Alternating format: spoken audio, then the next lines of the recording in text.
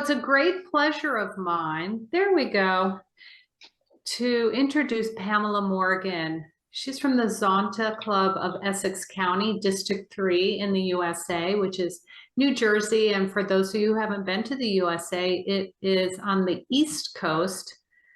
It's kind of sandwiched between Pennsylvania, Washington, D.C., and New York City in a broad sense. So Pamela is the Zonta International representative at the United Nations. She is also the co-chair of the NGO CSW 67 Forum, serves as chair of Zonta International United States Committee, leading teams of representatives in New York, Geneva, Vienna, Paris, and Bangkok. In her capacity as Zonta International representative to the UN, she also serves on the executive committees of NGO CSW New York and the NGO Committee on Migration.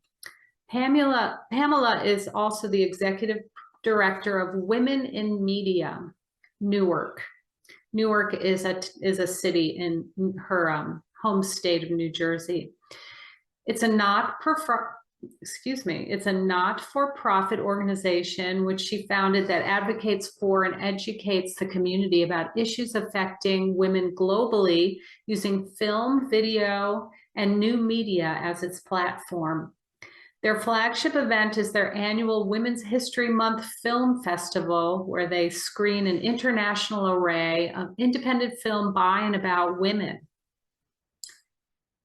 A retired educator, Pamela worked for over 35 years in public education, with 20 of those years focused on the administration of instructional technology.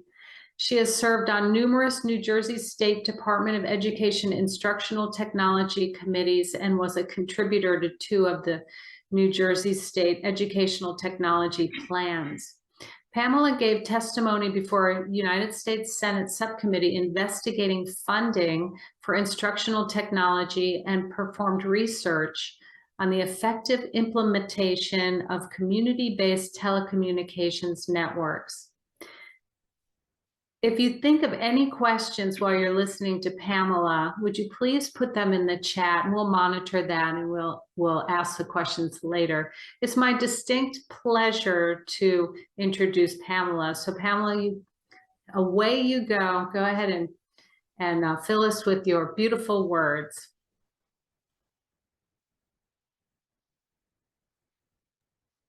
Thank you so much, Julie, and thank you to the think tank for inviting me to participate in today's Zonta International Climate Change meeting, and also for the opportunity for me to conduct research on this topic, because in my work, my general work at the UN, climate change is not the total focus. I'm focused more on the women's movement and migration. So I've learned an awful lot, and I hope to be able to share a lot with you quite quickly. I'm going to share my screen. Excuse me, and go directly into. Are you able to see the presentation? Yes, looks great. Thank you. The member states of the United Nations take the issue of climate change quite seriously in their quest to achieve the 2030 agenda. There are 2 SDGs that talk specifically about climate change, SDG 13 and SDG 15. So although we have these 2 SDGs that are very specific, if we look at the 17 Sustainable Development Goals, we see that there is actually a relationship to all of them to climate change. If you're looking at poverty, we know how changing climate can affect personal financial resources. If we look at hunger, we know that that climate can change the food sources that are available. So we know that climate change is one of the most impactful issues looking at the achieving the 2030 agenda. In 2016, the UN System Chief Executives Board for Coordination, the CEB, adopted the common core principles for a UN system-wide approach to climate change. And this means that the entire organization was mandated to focus on climate. So for many of us, we think that only one area of the UN is climate focused, but that's far from being accurate. The UN has taken a series of steps to mitigate climate change, including raising awareness. So for people who may not understand the science of climate change, they've enacted some climate action theme days. So February 10th is World Pulses Day, March 30th, Zero Waste Day.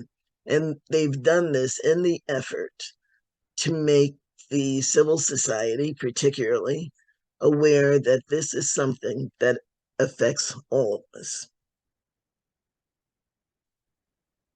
The UN Framework Convention on Climate Change, the UNFCCC, signed into action in 1992, is the lead entity focused on climate change, with an ultimate aim of preventing dangerous human interference with the climate system.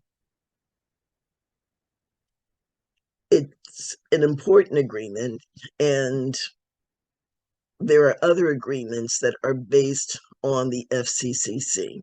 What you will most often see, however, in the news is information coming from UNFCCC, because that is able to focus people on one entity. However, we know that there are international agreements that are built on the UN Framework Convention. So the Kyoto Protocol, which was signed into existence in 1997, and the Kyoto Protocol operationalizes the UN Framework's Convention on Climate Change by committing industrialized countries and economies in transition to limit and reduce greenhouse gases emissions in accordance with agreed individual targets. We have the Doha Amendment to the Kyoto Protocol from 2012, and then we have the Paris Agreement from 2015 at COP21. And COP is the Conference of Parties, and that Paris Agreement was perhaps the most ambitious of all of the treaties, and it's a legally binding international treaty on climate change. It was adopted by 196 parties, which is pretty major, at the UN Climate Change Conference, referred to as the Conference of Parties in Paris, on December 12, 2015, and it entered into force on the 4th of November, 2016. It works on a 5-year cycle of increasingly ambitious climate change carried out by individual countries. So just for your information, COP27 in Egypt, which was held this year, the end of November 2022, it looked at loss and damage. And then upcoming in November of 2023, COP28 will be held in Dubai. And what was interesting about COP27, looking at loss and damage, is that it was probably the first time that there was such an emphasis on the financial aspects of climate change and looking for people to take responsibility when looking at loss and damage. Now we're going to take a look at some UN agencies and determine how they integrate climate change into their work. So first, it's the United Nations Intergovernmental Panel on Climate Change, the IPCC. And it was set up by the World Meteorological Organization, the WMO, and the United Nations Environment Program to provide governments an objective source of scientific information. In 2013, the IPCC provided more clarity about the role of human activities in climate change when it released its fifth assessment report, which is really important for us to know. And that is when it gave its categorical conclusion that climate change is real and human activities are the main cause. So that's why IPCC is important, because it is the scientific body that is governing what is happening with climate change. So then we have the WMO, the World Meteorological Organization, and it's dedicated to international cooperation, and it studies the climate as well.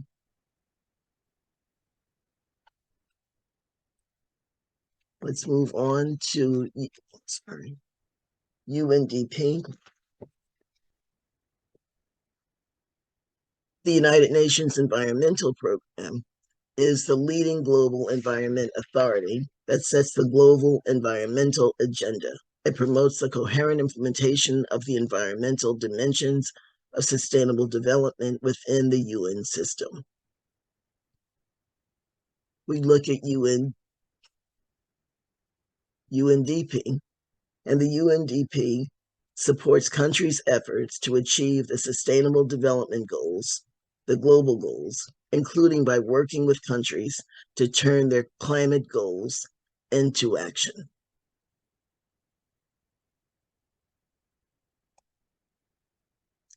Now we're going to take a look at United Nations regional commissions. And I know I'm going quickly, but there's so much information. And I think that this information can inform the work of this body. Excuse me. You have United Nations regional commissions. You have the Economic Commission for Africa. And its mission is to deliver ideas and actions for an empowered and transformed continent, informed by the 2030 Agenda and Agenda 2063. And that is relatively new, because we've been focused on 2030, and now they're projecting forward to 2063.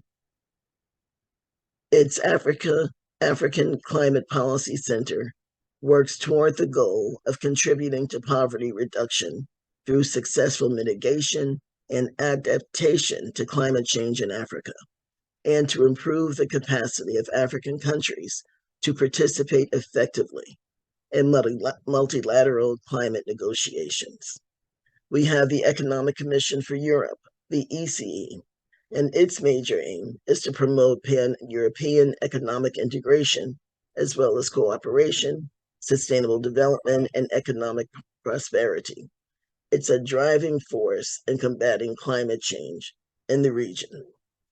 We have the Economic Commission for Latin America and the Caribbean, and its mission in the field of climate change is to jointly contribute with its partners to knowledge generation and public policy design that promotes adaptation that is inclusive and sustainable, integrating the transition to environmentally sustainable and low greenhouse gas economies. We have the Economic and Social Commission for Asia and the Pacific, ESCAP, and it serves as a regional hub to promote cooperation among countries to achieve inclusive and sustainable development. ESCAP is committed to supporting its 53 member states in realizing how their climate change and resilient ambitions, particularly the least developed countries and small island developing states, through capacity building, policy dialogues, and the sharing of experiences and information. And then lastly, we have the Economic and Social Commission for Western Asia.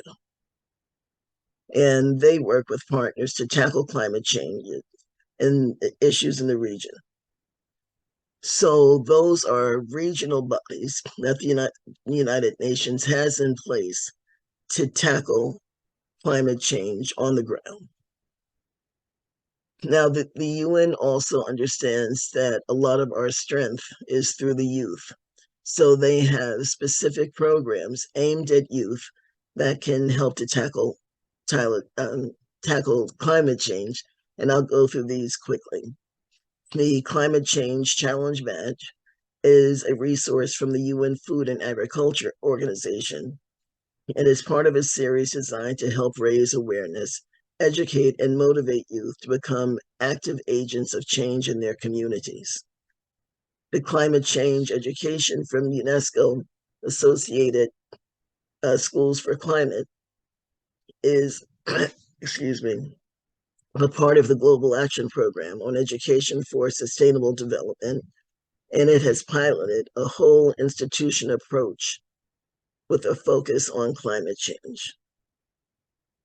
Climate is Changing, the activity book, is a part of a series of books by the UN Food and Agriculture Committee to familiarize youth with their work and how they can take action to become the zero hunger generation. And then the Mission 1.5 Degrees mobile game is universally created mobile game. And by universally, I mean it's available in all UN languages.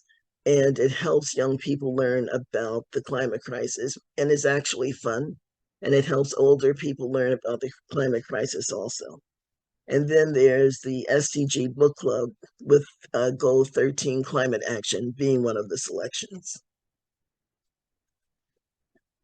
So now we're going to take a look at how climate change is used across other parts of the UN system. We've already heard how the Food and Agriculture Organization provides resources for youth.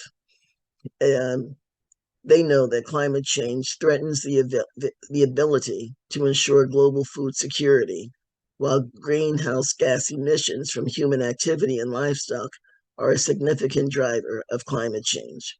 Their work on climate change supports countries to mitigate and adapt climate change efforts as part of the work on the 2030 agenda with the SDGs. The Greening of the Blue is an annual report that details the UN system's environmental footprint and the efforts to reduce it. The high-level expert group on net zero emissions commitments of non-state entities. The Secretary General established this expert group in March 2022 to develop stronger and cleaner standards for net zero emissions pledges by non-state entities, meaning businesses, investors, cities, and regions, to speed up their implementation. The International Civil Aviation Organization they work to minimize adverse effects of international civil aviation on the global climate. The Fund for Agricultural Development works to promote agricultural growth that is environmentally sustainable and integrated into ecosystems, and to help farmers, fishermen, etc., become more resilient in the impact of climate change. And then we look at the International Labor Organization. Again, they recognize that our future depends on a just transition to a carbon and resource efficient economy and a healthy planet. It is working to address climate change and achieve that just transition to work, because work is their focus, including on green jobs and the Climate Action for Jobs initiatives. The International Monetary Fund seeks to address challenges of climate change for which fiscal and macroeconomic policies are a component of policy response, publishing research on economic implications of climate change. So you can see just by this list that this is an entire UN focus. It's an entire organization looking at it. We can look at the Office of the High Commissioner for Human Rights, where they are promoting a human rights-based approach to climate change, UN Habitat, that works with international climate bodies and global city networks to influence climate policy and action, promoting the role of cities and human settlements in mitigation and adaptation. DESA, the UN Department of Economic and Social Affairs, that is the UN Development Pillar, and it's the home of the Sustainable Development Goals, including Goal 13. And they help countries make informed decisions through their publications, databases, and support to deliberations at the United Nations on climate change and other bodies. We have UNESCO, which is the United Nations Educational, Scientific, and Cultural Organization, and how they have incorporated climate change into their curriculum. The UN Compact, the UN Global Compact, which is a voluntary based on CEO commitments to implement universal sustainability principles and support UN goals. We have the High Commissioner on Refugees, the Refugee Agency, and they provide critical emergency assistance during time of displacement, and they're taking action on climate change displacement. UNICEF, critically important, and Zonta International is one of UNICEF's oldest. In fact, we are the oldest civil society partner that UNICEF has. And they understand that climate change is a direct threat to a child's ability to survive, grow, and thrive. And they work with their partners at the global and local levels to address climate change and to mitigate its impact to protect the world's children and fulfill their rights. UNITAR is the UN Institute for Training and Research, and they provide learning solutions to individuals, organizations, and institutions to enhance global decision-making and support country-level action for shaping a better future. And they offer numerous climate change learning resources. And as an aside, the governor of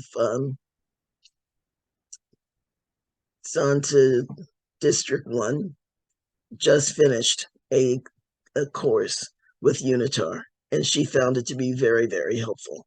It's free, it's open to the public. Anyone can take a course with UNITAR. So if you're so interested, please, you can go online, do a Google search for UNITAR. The UN Climate Security Mechanism, and they seek to help the UN system address climate-related security risks more systematically. Then we have the United Nations Conference on Trade and Development, and their activities relating to SDG 13 on climate action support efforts to promote sustainability, adapt and build resilience against the climate emergency as part of their work with governments, and to build green and blue economies. Then we look at the United Nations Office for Disaster Risk Reduction. And again, their work is to focus on the coordination of disaster reduction. The UN Population Fund, UNFPA, which Zonta partners with very often. It's the United Nations Sexual and Reproductive Health Agency, and they're working with governments and other partners to support adaptation responses to climate change and to put women and girls at the center of these efforts. So at this time, if we have questions, I would like to address them. Thank you so much, Pamela. That was so enriching. So many resources. I have written down questions.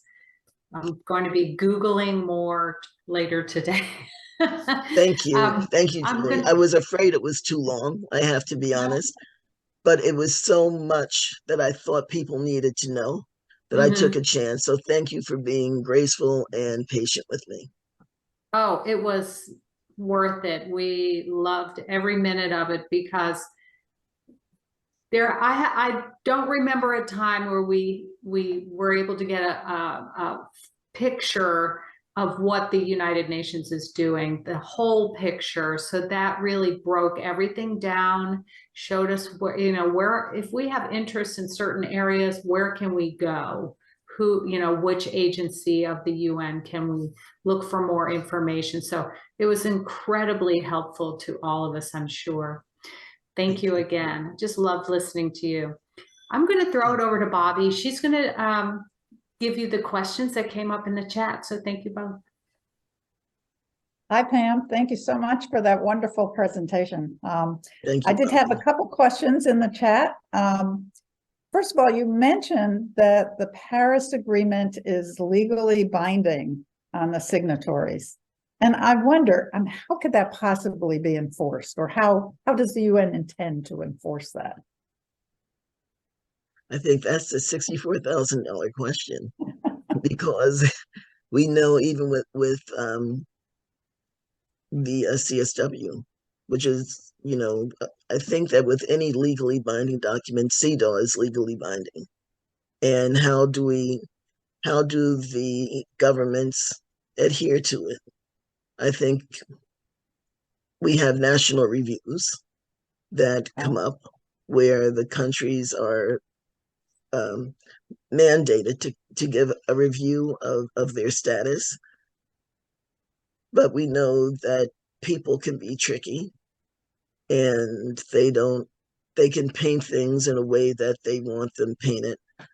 So I think my honest opinion is that it's up to advocacy of civil society to hold various governments to their commitments. I don't think that the United Nations is able to fully monitor and ensure that there's going to be adherence. If there's something glaring, there are punitive measures that are taken. But I really believe, just as with CSW, that advocacy, on the ground advocacy, is a healthy way to proceed. Oh, well, there's a job for us. Okay, and there's a couple other questions that relate to your speaking about the youth programs. How can we obtain the UN resources for youth? And I'm going to give you the second question as well. How can we engage our Z clubs and Golden Zs with the UN's youth-focused programs? All of the resources are available online. So you can Google them and find them. And I think that engaging the Z clubs and Golden Z clubs I don't think it's difficult at all. I think that we can either develop a curriculum that we can push out, or we can provide a series of resources to the Z clubs and Golden Z clubs. But I think that that's one of the easier things we can do. And then it would be wonderful to have them as spokespeople at the UN as well, or participating in some of these. I agree. If you remember from this year's CSW, a lot of attention was given to the young people. There were a number of young people who were who the Secretary General encouraged to participate. So you're absolutely right. Yeah. Well, there's a focus for all of us in all our countries. We had a lot of comments about how informative your program was, but I have, let's see, one more question I wanted to fit in before we're done. Do you think the climate convention and biodiversity conventions will ever merge?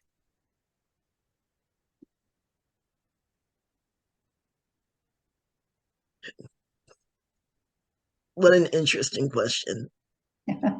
And it seems as though they should merge, but because, and I'm trying to say this very delicately, because the United Nations is an institution made up of humans, and human beings sometimes like having their positions of power in different places. I don't know if people would want to relinquish the control that they have on a certain area. Human, human nature. Yeah. It's human nature, yeah. And one more question that's really too big for this, for you to fit in a minute, but maybe you can summarize. Can you describe your Zonta role with the UN and what it involves? My Zonta role with the UN is a voluntary role that takes probably 50 hours a week. and it involves, it's vast. It involves meetings with various committees, meetings with member states, meetings with outside organizations. For instance, on Thursday, I went to a meeting with the Minister of Economics from Germany, and it was a think tank type of meeting where she wanted to know where we need to go with sustainable development. And she was just asking people, a round table, what makes you happy when looking at it, rather than picking it apart. I thought that was pretty brilliant for her to take that approach. But a lot of meetings, a lot of strategy, working with NGO CSW intensely. I was the co-chair of the CSW 67 NGO CSW Forum, and I've just been nominated to become the co-chair of NGO CSW for the upcoming biennium. So a lot of work with that, working with the other teams. So I work with Bangkok, Paris, Vienna, Geneva, Africa. And with Africa, we're just in the process of developing a working plan. This is the first year that we've had Africa as part of our team. And I don't know anyone in the Africa UN system. So I'm learning and they're learning as well. So we do that. The Geneva team is fantastic. The Vienna team is dynamic. Ingeborg is leading it, and they're just going into CCPCJ, the Crime Commission. And that work is interesting. So we all try to attend meetings from the other groups. Strategy, planning, keeping track of our strategic plan. Where are we on the strategic plan? I could go on for a very long time. Yes, I'm sure. Thank you so much. You really have contributed so much to our understanding, and I'm sure we have more questions that we will think of and be sending your way. But in the interest of time, it is time Bobby, to... I enjoy interacting and answering questions, because it makes me think, and it makes me it keeps me on my toes. So please send your questions. Please share my email address. I would love to interact. Wonderful, wonderful. We really appreciate all your insights.